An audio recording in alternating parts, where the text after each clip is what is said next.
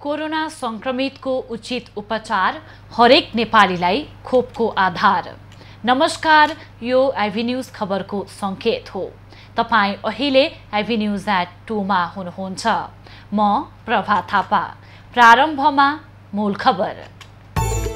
राष्ट्रपति विद्यादेवी भण्डारीद्वारा कांग्रेस सभापति देउवालाई प्रधानमन्त्रीमा नियुक्त।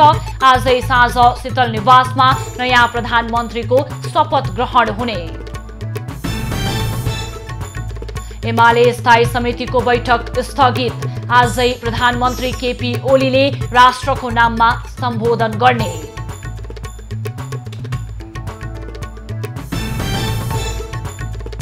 नेपाली साहित्यकार आदि कवि भानुभक्तको 208औं जन्म जयन्ती आज विविध कार्यक्रम गरी मनाइँदै।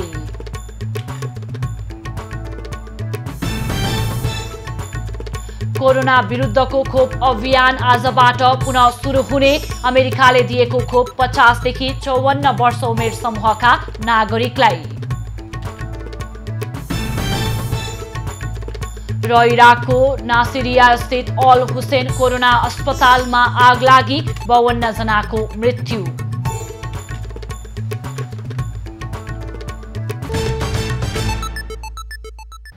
अब खबरको सिलसिला प्रारम्भ गरौं देउवा प्रधानमन्त्री नियुक्त सम्बन्धी प्रसंगबाट।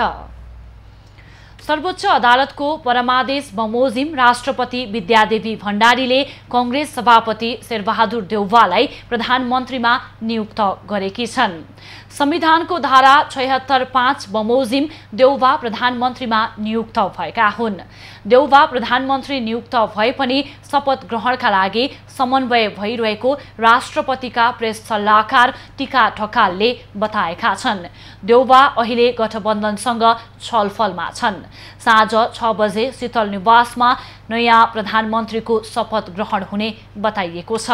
यो सँगै देउवा 5औं पटक प्रधानमन्त्री भएका छन्। उनी पहिलो पटक 2052 सालमा प्रधानमन्त्री भएका थिए।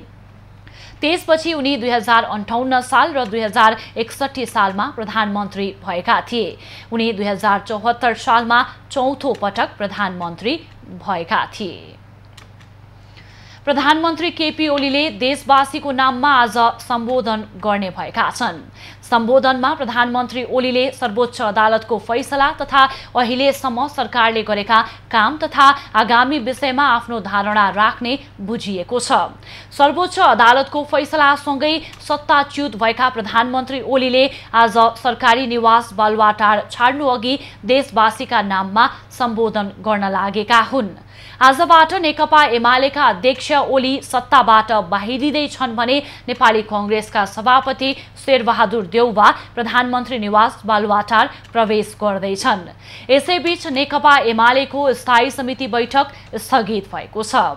प्रधानमन्त्रीले देशवासीका नाममा सम्बोधन गर्ने कार्यक्रम तय भएकाले आज अपराह्न 1 बजे निर्धारित बैठक स्थगित भएको केन्द्रीय कार्यालय सचिव शेरबहादुर तामाङले जानकारी दिएका छन्।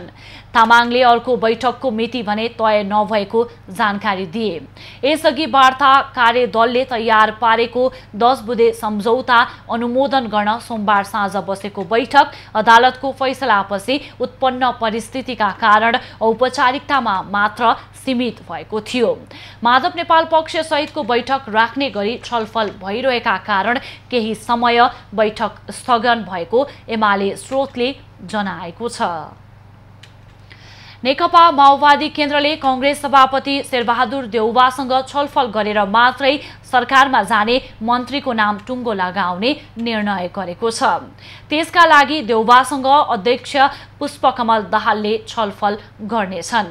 केन्द्रीय कार्यालय पेरिस डाँडामा सोमबार बिहान बसेको स्थायी कमिटी बैठकपछि माओवादी केन्द्रका प्रवक्ता नारायण काजी श्रेष्ठले अध्यक्ष दाहाल र कांग्रेस सभापति देउवाका बीचमा कुराकानीपछि निर्णय लिने बताएका छन्।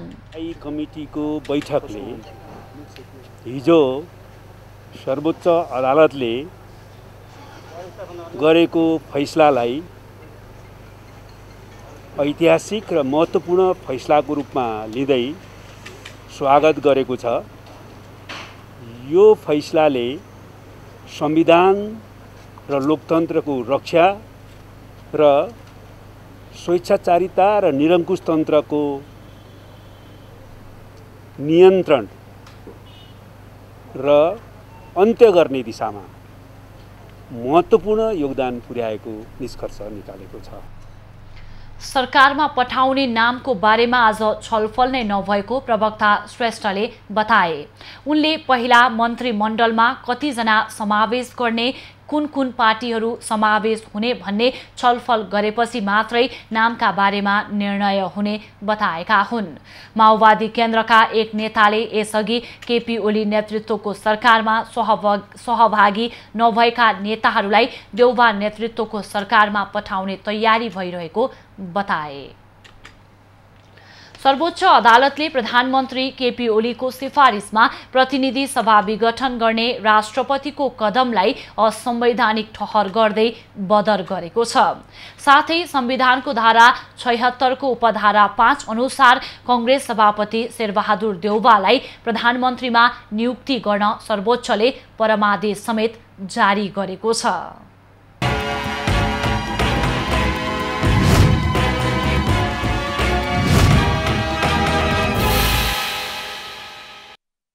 प्रधानमन्त्री केपी ओलीको सिफारिसमा राष्ट्रपति विद्यादेवी भण्डारीले दोस्रो पटक गरेको प्रतिनिधि सभा विघटनलाई असंवैधानिक भन्दै सर्वोच्चले बदर गरेको हो। आदेशमा मिति तोकेर एक साताभित्र प्रतिनिधि सभा आह्वान गर्न पनि भनिएको छ।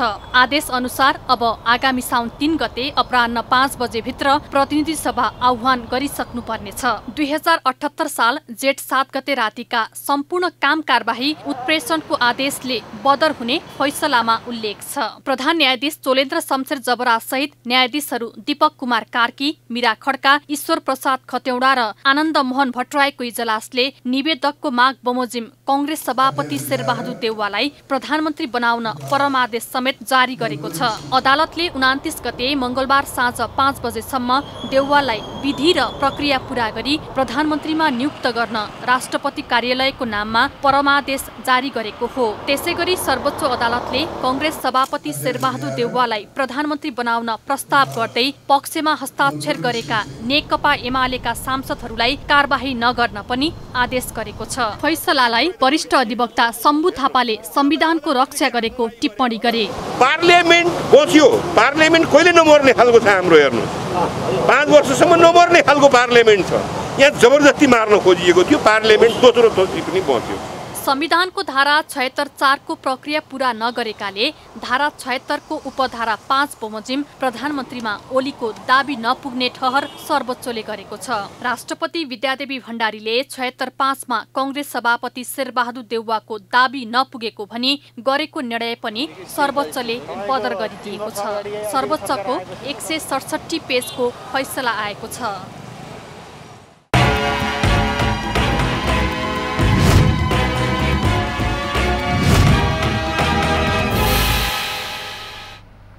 सर्वोच्च अदालतले प्रतिनिधि सभाको पुनर्स्थापना र नेपाली कांग्रेसका सभापति शेरबहादुर देउवालाई प्रधानमन्त्री बनाउने आदेशसँगै संविधानको धारा 76(5) को व्याख्या पनि गरेको छ।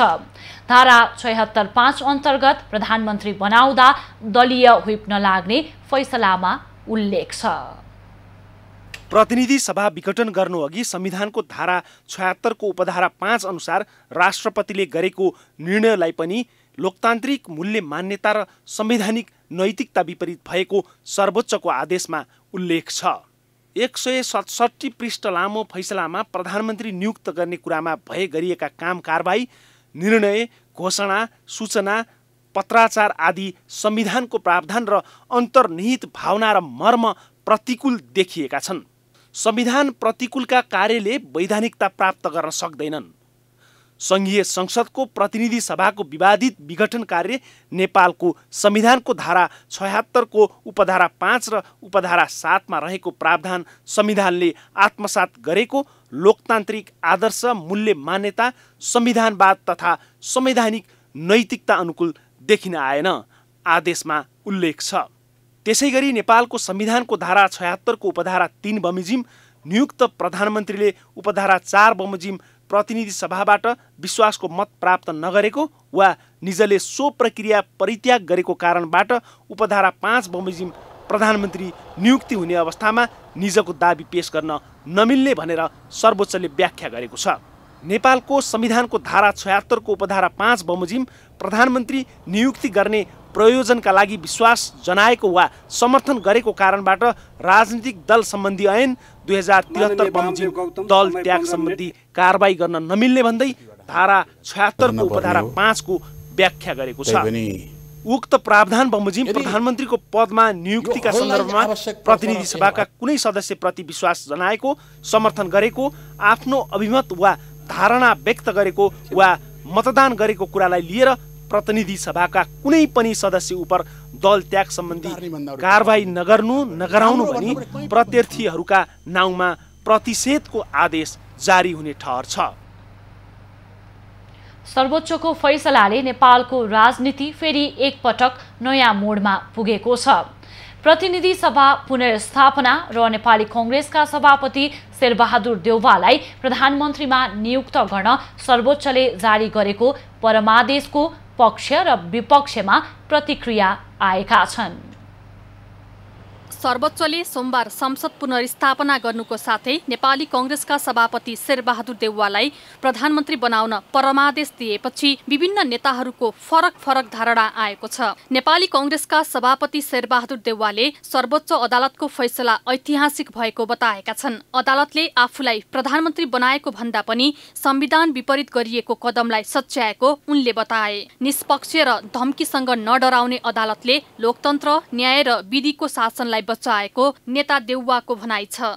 नेकपा माओवादी केन्द्रका अध्यक्ष पुष्पकमल दाहालले सर्वोच्च अदालतको फैसलाले आम नेपाली जनताको जित भएको बताएका छन्। फैसलालाई इतिहासकै एउटा महत्वपूर्ण परिघटना बताउँदै दाहालले फैसलाले संविधान र राष्ट्रको गरिमालाई उच्च राखेको प्रतिक्रिया दिएका छन्। प्रधान न्यायाधीश लगायत न्यायाधीशजीहरू बधाईको पात्र हुनुभएको छ।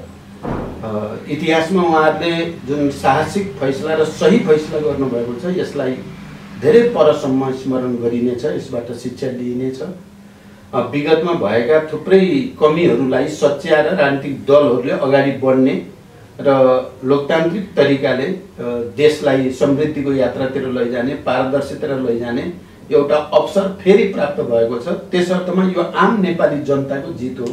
नेकपा एमालेका वरिष्ठ नेता माधव कुमार नेपालले सर्वोच्च अदालतको फैसलाले संविधान, संसद र लोकतन्त्र बचाएको बताएका छन्। उनले फैसलाबाट संसद मात्रै बिउतिएको नभई आफ्नो गरिमा बढाएको बताए। नेकपा एमाले संसदीय दलका उपनेता सुभाष नेमुवाङले प्रतिनिधि सभा पुनर्स्थापना गर्ने सर्वोच्च अदालतको फैसला गलत भए पनि स्वीकार गर्ने बताएका छन्। संविधान, लोकतान्त्रिक मूल्य र मान्यता बमोजिम निरन्तर संघर्षमा जाने पनि बताए।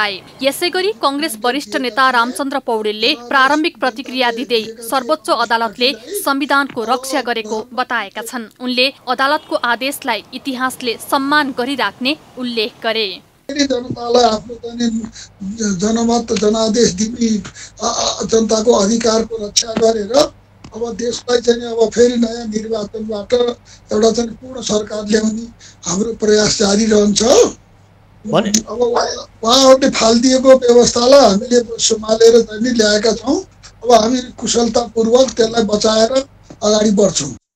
जसपा नेता डाक्टर बाबुराम भट्टराईले सरकारको असंवैधानिक प्रतिगमनकारी हरकतलाई सर्वोच्च अदालतले पुनः एकपटक रोकेको टिप्पणी गरेका छन्। राप्रपाका अध्यक्ष कमल थापाले सर्वोच्च अदालतले आपत्तिजनक फैसला गरेको टिप्पणी गरेका छन्। उनले फैसला कार्यान्वयनमा जटिलता, देश अस्थिरतामा फस्ने खतरा बढेको भन्दै अध्यक्ष थापाले यस फैसलालाई सर्वोच्च अदालतमा आज गोरु ब्यायो भन्दै प्रतिक्रिया दिएका छन्। नेकपा एमालेका प्रवक्ता प्रदीप कुमार गेवालीले सर्वोच्च अदालतको फैसला संविधानको मूल मर्म र भावना विपरीत रहेको बताएका छन्। गेवालीले नेपाली जनता जनताले 70 वर्षदेखि जुन कुराका लागि संघर्ष गरेका थिए त्यसैलाई ध्वस्त पार्ने गरी फैसला आएको बताए। जनता समाजवादी पार्टीका अध्यक्ष उपेन्द्र यादवले सर्वोच्च अदालतले प्रतिनिधि सभा पुनर्स्थापना गर्ने फैसला मार्फत ऐतिहासिक दायित्व पूरा गरेको बताएका छन्। फैसलाले संविधान र लोकतन्त्र जोगाउने तथा मुलुकलाई निकास दिने काम गरेको बताएका छन्। नेपाली साहित्यका आदिकवि भानुभक्त आचार्यको 208औं जन्म जयन्ती आज देश तथा विदेशका विभिन्न स्थानमा समेत विविध कार्यक्रमको आयोजना गरी मनाइँदैछ। आज नेपाल प्रज्ञा प्रतिष्ठानद्वारा जन्म जयन्तीको अवसरमा आदिकवि भानुभक्तको व्यक्तित्व र कृतित्वको विषयक प्रवचन तथा भानुभक्तीय रचना वाचन कार्यक्रमको आयोजना गरिएको छ। भानुभक्तको जन्म जयन्ती भारतको दार्जिलिङ, सिक्किम लगायत नेपाली भाषाभाषी धेरै रहेका स्थानमा पनि मनाइन्छ। अयोध्याका राजा रामको जीवनीलाई भाव अनुवाद सहितको रामायण प्रस्तुत गरेर भानुभक्तले नेपाली जनतालाई ठूलो गुण लगाएका छन्। उनले लेखेको रामायण अहिले पनि नेपालीको घर घरमा सस्वर लय हालेर पाठ गरिन्छ। पृथ्वीनारायण शाहले भौगोलिक रूपमा एकीकरण गरेको नेपाललाई आदिकवि भानुभक्तले भाषा, साहित्य र संस्कृति मार्फत एकीकरण गरेका थिए। विक्रम सम्वत 1871 असार 29 गते तनहुँको चुदिरम्गा गाउँमा जन्मिएका भानुभक्तलाई एक सामान्य घाँसीले जन्मेपछि राम्रो काम गरेर नाम कमाउनुपर्छ भनी अर्थी उपदेश दिएका थिए। उनले रामायणलाई नेपालीमा रचना गर्न प्रेरित भएका थिए।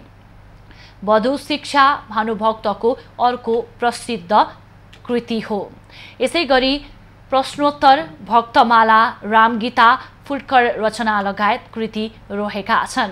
नेपाली जातीय एकता, राष्ट्रिय पहिचान र नेपाली सांस्कृतिक चेतना जगाउन र राष्ट्रिय संस्कृतिलाई बलियो बनाउनमा भानुभक्तको ऐतिहासिक योगदान रहेको छ। उनको निधन विक्रम सम्वत 1925 असोजमा भएको थियो। साहसिक खेल जिपलाइन सञ्चालन गर्दै आएको वाइल्ड वन्डर्स नेपाल र एभिन्यूज खबरबीच पर्यावरण र पर्यटन प्रवर्धन गर्ने सम्बन्धमा सम्झौता भएको छ। कम्पनीका सञ्चालक राजकुमार श्रेष्ठ र एभिन्यूज खबरका प्रमुख सञ्चालन अधिकृत मिलन श्रेष्ठले सम्झौता पत्रमा हस्ताक्षर गरेका छन्। आन्तरिक पर्यटनलाई पर्यापर्यटनतर्फ आकर्षित गर्ने र सामुदायिक वनको पर्यावरणलाई जोगाइराख्ने उद्देश्यले कम्पनी र एभिन्यूज खबरबीच सम्झौता भएको हो। भक्तपुरको साँगा स्थित सामुदायिक वनमा पनि जिपलाइन खेल सञ्चालन गर्न लागेको छ।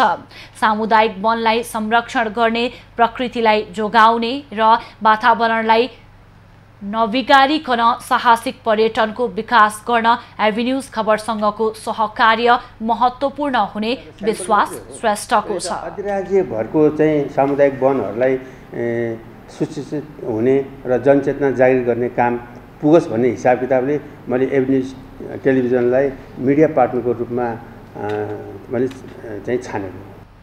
वाइल्ड वन्डर्स नेपालले सामुदायिक वनमा पर्यापर्यटन कार्यविधि 2075 को आधारमा ललितपुरको गोदावरी स्थित बिसङ्गु नारायण सामुदायिक वन, चितवनको जलदेवी सामुदायिक वन र बुटोलको हिल पार्कमा जिपलाइन खेल सञ्चालन गर्दै आएको छ।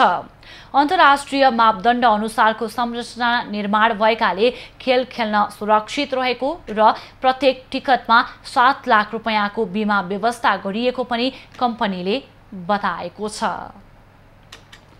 सरकारले आजदेखि फेरि कोरोना विरुद्धको खोप अभियान सुरु गरेको छ।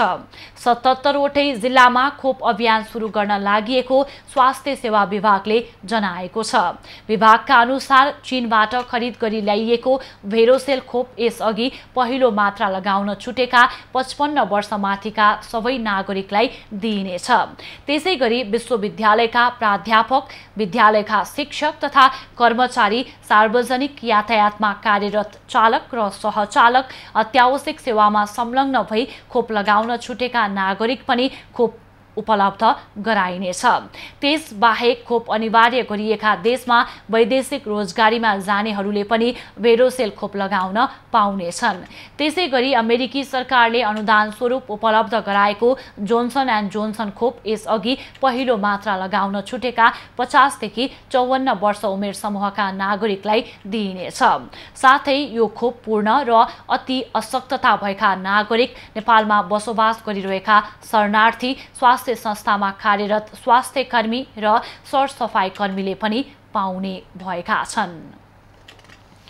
सरकारले 62 देखि 64 वर्ष उमेर समूहका ज्येष्ठ नागरिकलाई मात्र लगाउन तोकेर पठाएको कोरोना भाइरस विरुद्धको खोपमा झापाका स्थानीय तहले मनोमानी गरेका छन्। प्रभाव र पहुँचका आधारमा तोकिएको उमेर समूह बाहेकका नागरिकलाई पनि पहिलो र दोस्रो डोज खोप लगाइएको भन्दै नागरिकले गुनासो गरेका छन्। सरकारले 62 देखि 64 वर्ष उमेर समूहका ज्येष्ठ नागरिकलाई मात्र लगाउन तोकेर पठाएको कोरोना भाइरस विरुद्धको खोपमा झापाका स्थानीय तहले मनोमानी गरेका हुन्। जिल्लाका 15 वटै स्थानीय तहले यति बेला 62 देखि 64 वर्ष उमेर समूहका नागरिकका लागि आएको कोरोना भाइरस विरुद्धको दोस्रो चरणको भेरोसेल खोप लगाइरहेका त छन् नै, तर प्रभाव र पहुँचका आधारमा तोकिएको उमेर समूह बाहेकका नागरिकलाई पनि पहिलो र दोस्रो डोज खोप लगाएको भन्दै नागरिकले स्थानीय सरकारप्रति आक्रोश पोखेका छन्। 60 देखि 64 वर्षको मान्छेलाई हान्नुपर्नेमा तपाईको 30, 35, 42 आफ्ना कार्यकर्ताहरू खोजी हानिएको छ। यो नेकपाको सरकार, यो चाहिँ तपाईको चाहिँ नगरपालिका, तपाईको चाहिँ हरेक निकायमा यो भइरहेछ। अहिले अराजक गतिविधि भइरहेछ। जनप्रतिनिधि र कर्मचारीको मिलेमतोमा उनीहरूका आफन्त, इष्टमित्र र आफ्नो पार्टी निकटकालाई मात्रै खोप लगाउँदा सरकारले तोकेको उमेर समूहका नागरिकले खोप नपाएको कतिपय नागरिकको गुनासो छ। यस्तो महामारी, यो संक्रमणमा चाहिँ तपाईको यो 60 वर्षदेखि माथि क्रस भएका चाहिँ नागरिकहरूलाई आएको खोप चाहिँ दुरुपयोग भइरहेछ। यहाँ 32 वर्षका, 34 वर्षका, 36 वर्षका जसको पहुँच पुग्छ त्यो मान्छेले खोप लगाइरहेको। सरकारले प्राथमिकता तोकेर कोरोना भाइरस विरुद्ध खोप अभियान सञ्चालन गरिरहेको बताइरहँदा यता जिल्ला स्वास्थ्य कार्यालय झापाले भने अहिलेसम्म कतैबाट पनि खोपको दुरुपयोग नभएको दाबी गरेको छ। स्थानीय सरकारलाई खोपको संख्या तोकेर पठाइएको जनाउँदै पर्याप्त खोप नहुँदा तोकिएको उमेर समूहका नागरिकलाई पनि जिल्लामा खोप लगाउन मुस्किल परेको स्वास्थ्य कार्यालय बताउँछ।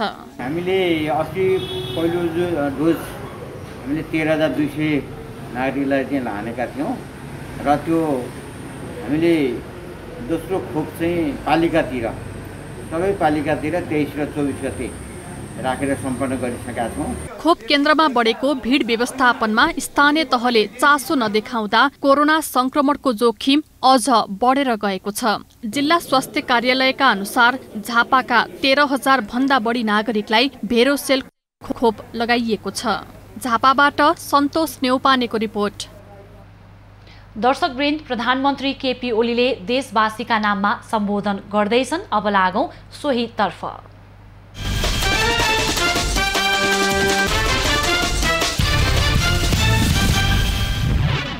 सम्बन्धी मुद्दामा आधारित रहेर सर्वोच्च अदालतबाट जे जस्ता फैसलाहरू गरिएका छन् तिनका असर मुलुकको लोकतान्त्रिक प्रणाली, दलीय व्यवस्था र राजनीतिमा लामो समयसम्म रहिरहनेछ।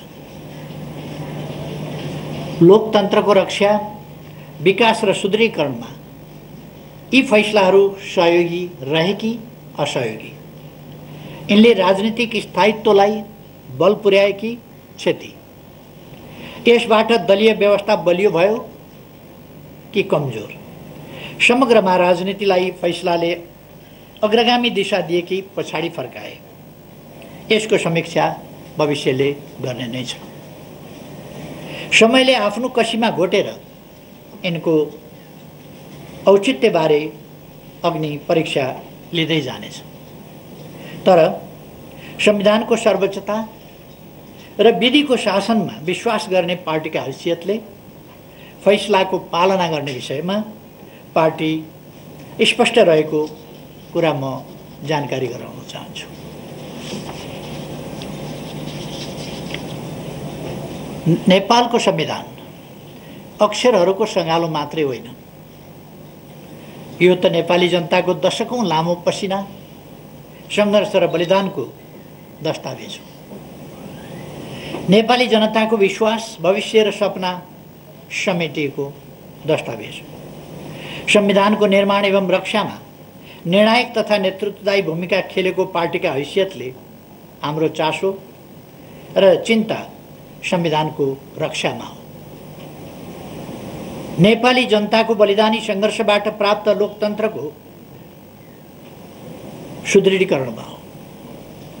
हामीले अवलम्बन गरेको बहुलवादमा आधारित बहुदलीय प्रतिस्पर्धात्मक सङ्घीय लोकतान्त्रिक गणतन्त्रात्मक संसदीय शासन प्रणालीको भविष्यप्रति हो।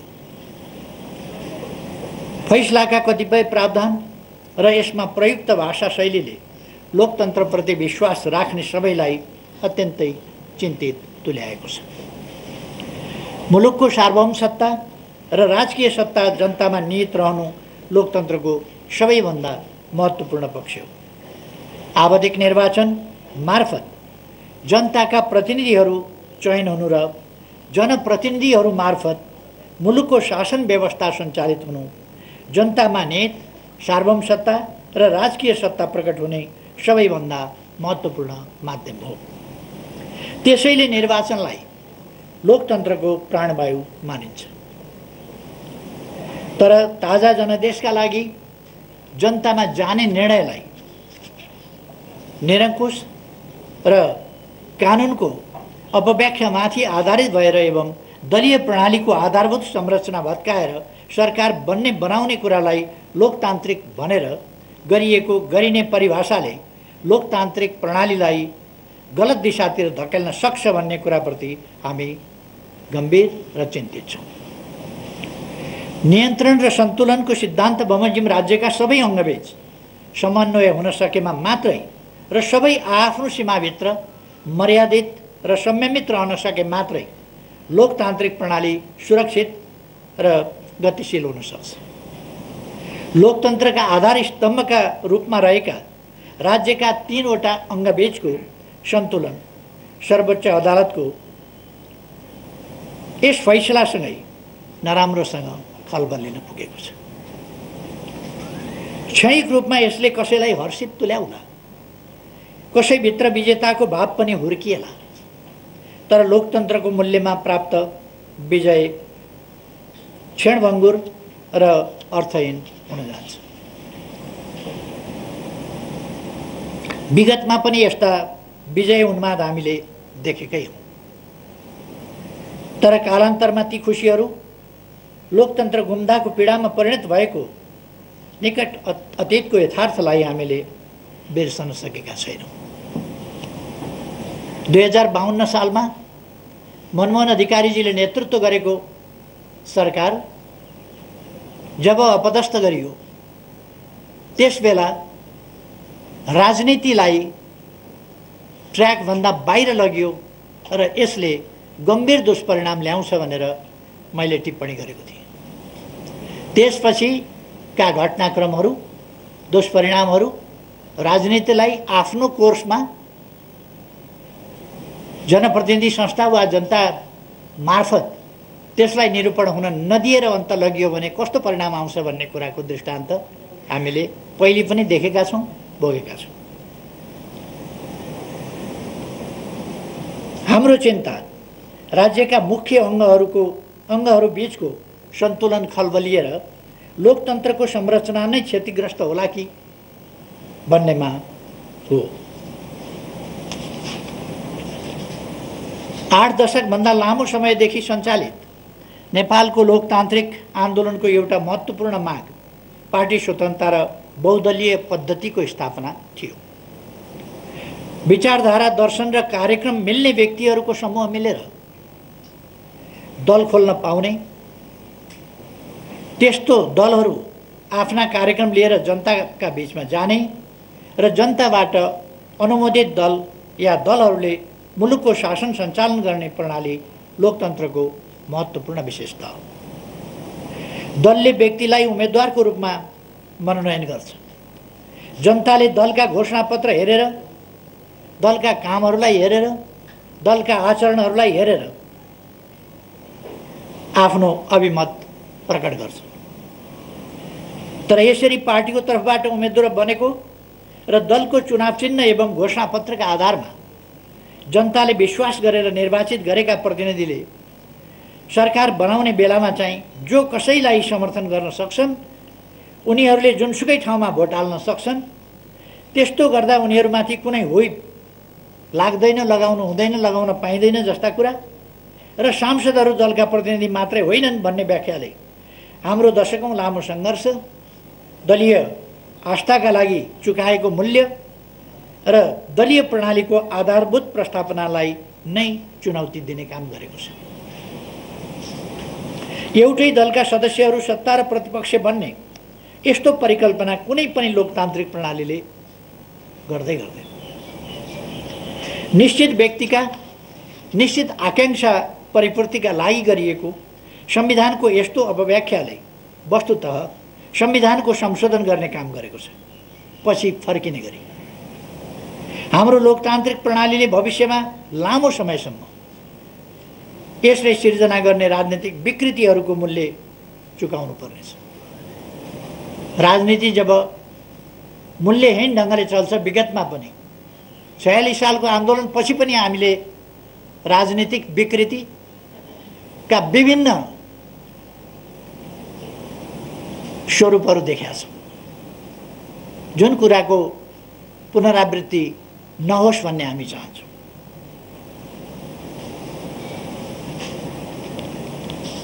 हाम्रो चिन्ता आसन्न राजनीतिक विकृति र यसले सिर्जना गर्ने जोखिमप्रति हो। राजनीतिक प्रश्नहरूको फैसला गर्ने मुख्य जिम्मेवारी दलहरूको हो, सार्वभौम सत्ता सम्पन्न जनताको हो।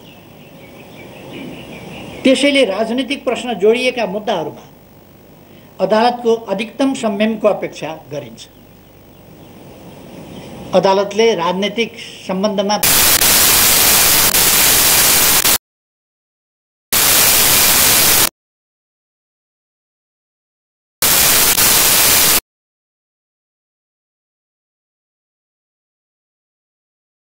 सार्वभौम सत्ता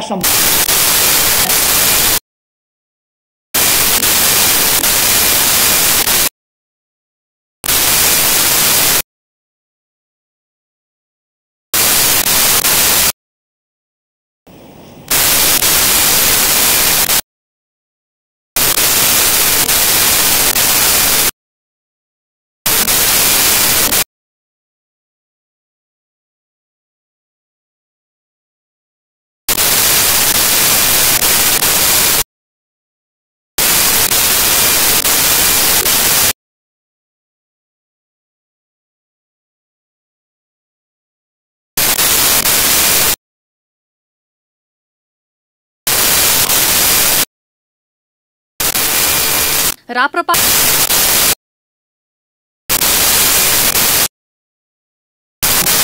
सम्पन्न जनता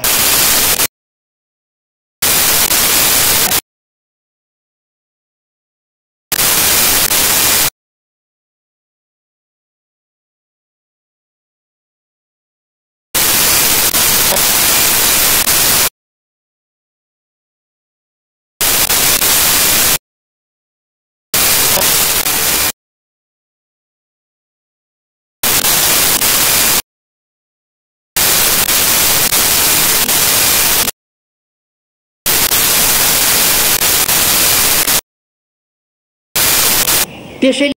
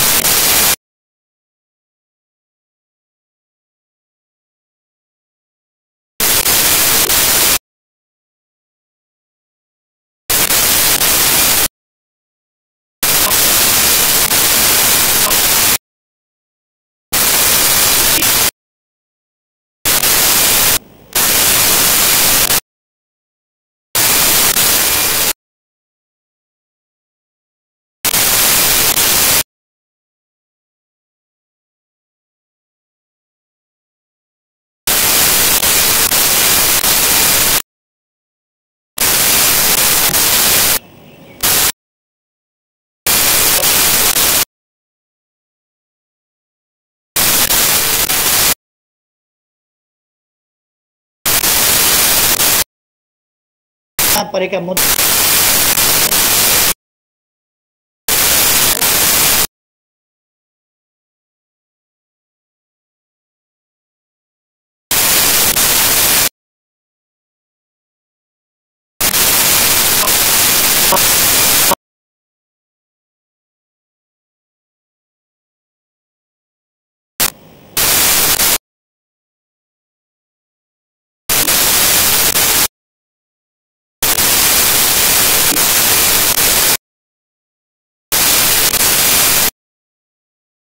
संविधान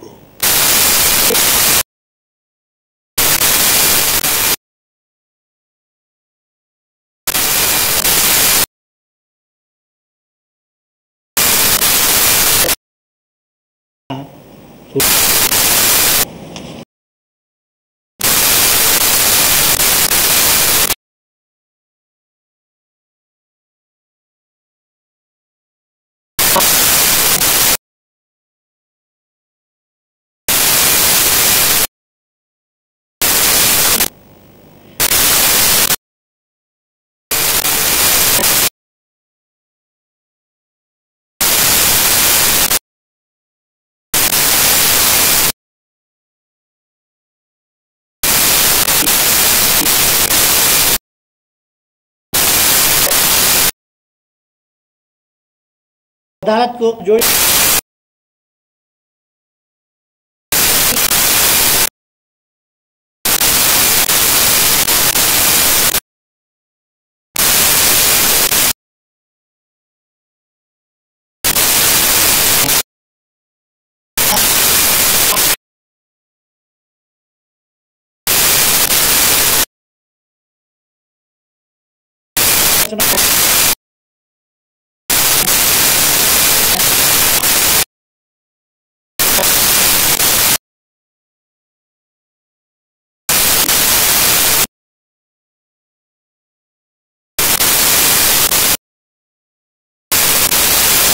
मुख्य दल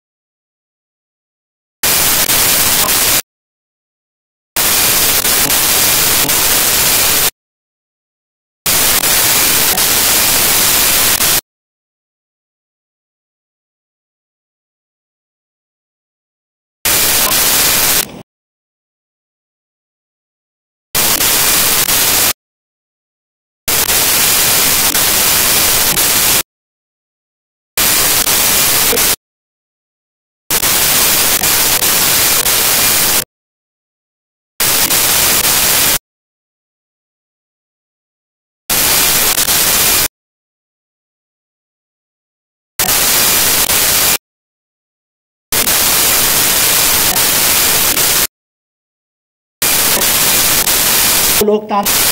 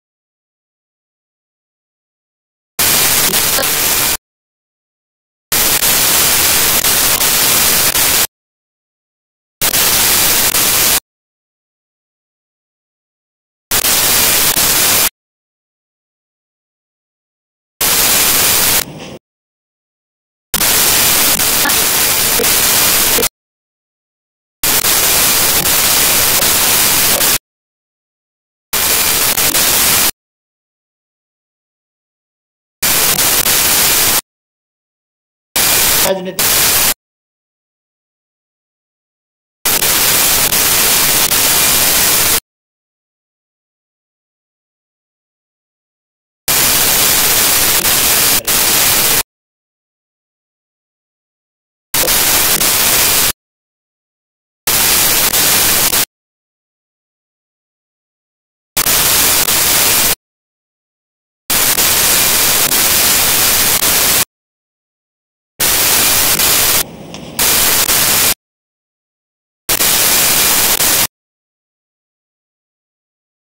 प्रश्न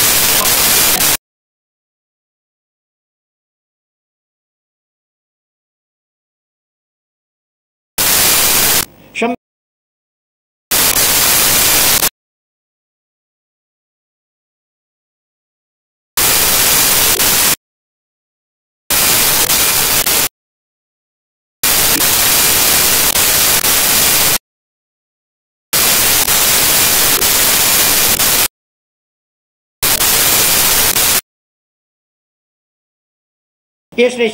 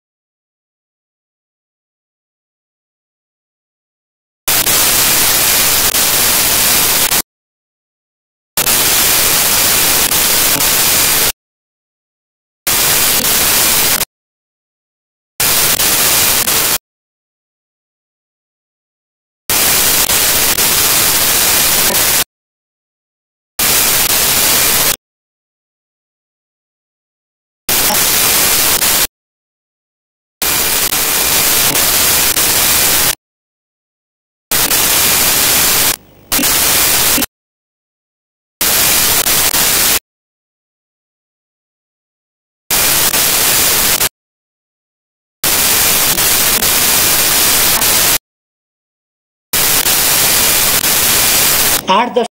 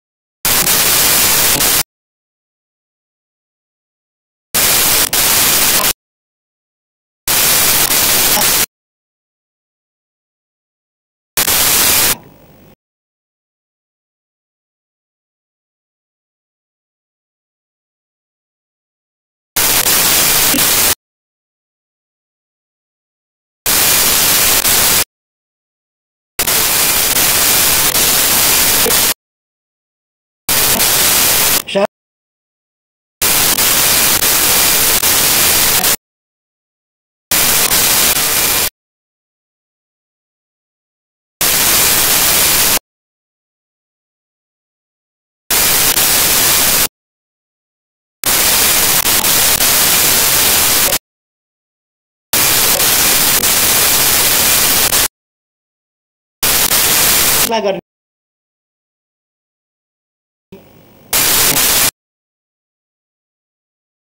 दमनकारी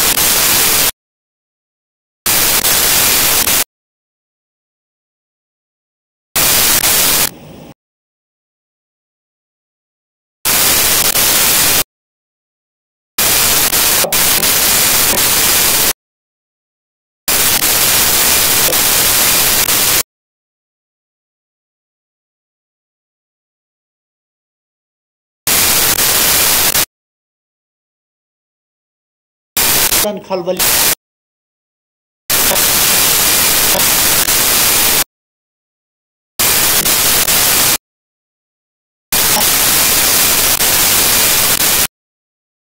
राजनीतिक विकृति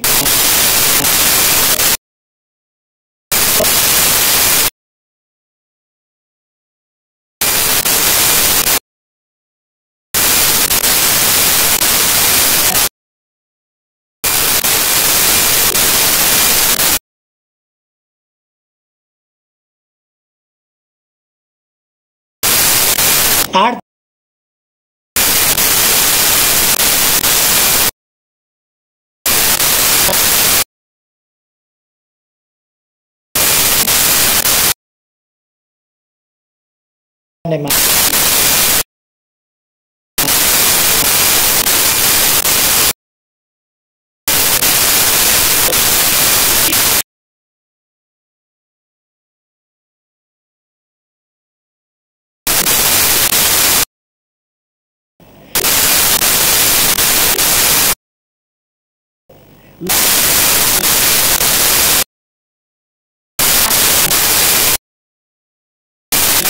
राजनीतिक प्रश्न जोड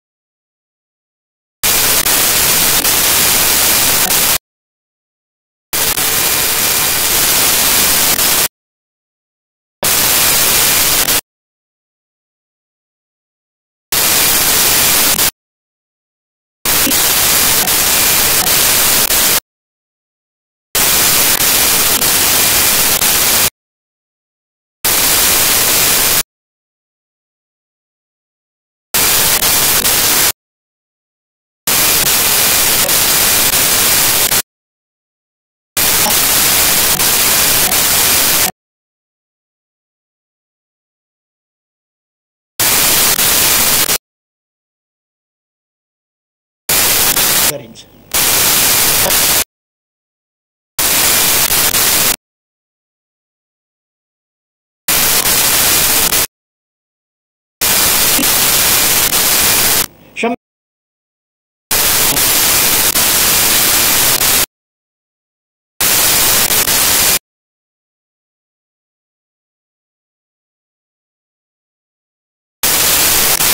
राजनीतिक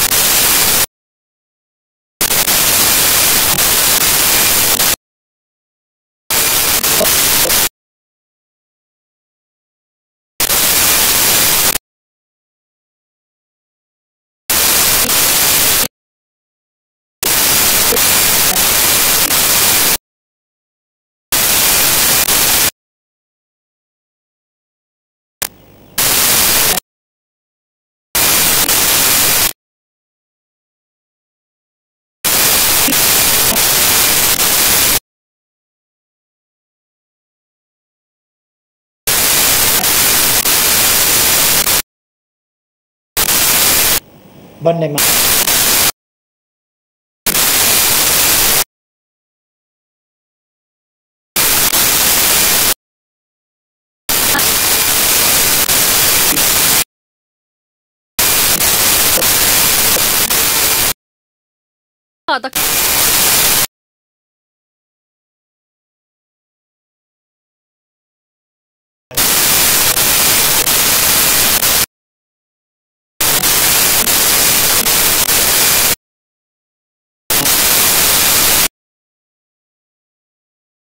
पढी गरेका छन्।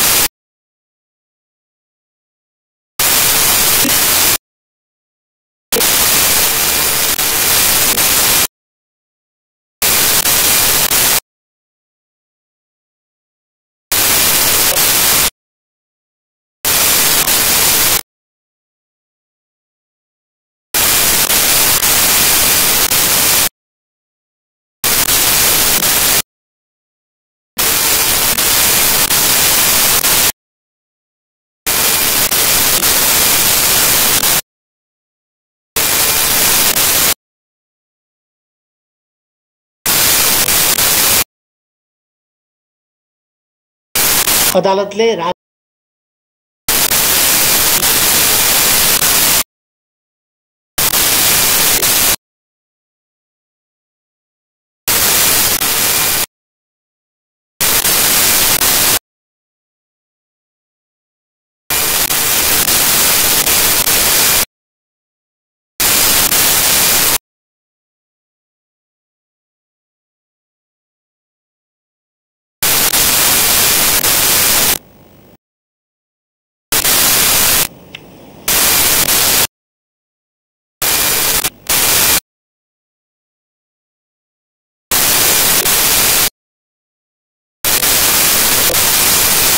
आमुष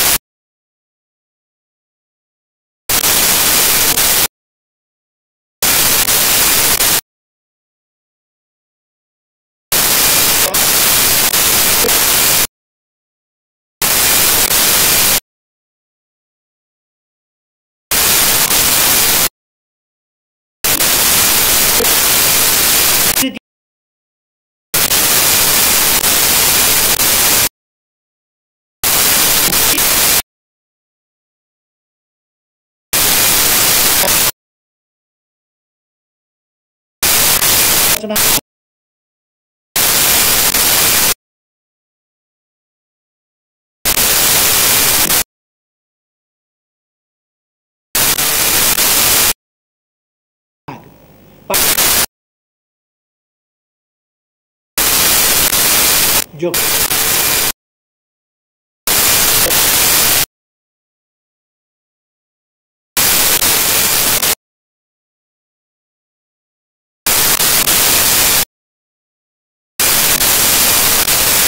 गर्ने राजनीति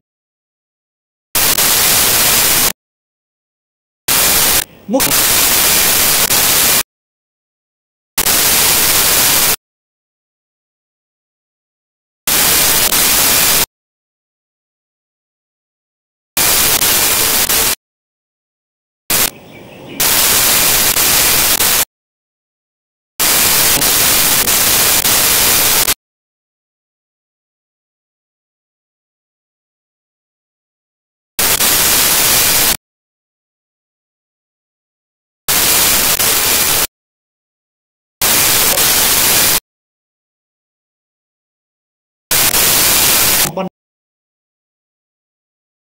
लोकतांत्रिक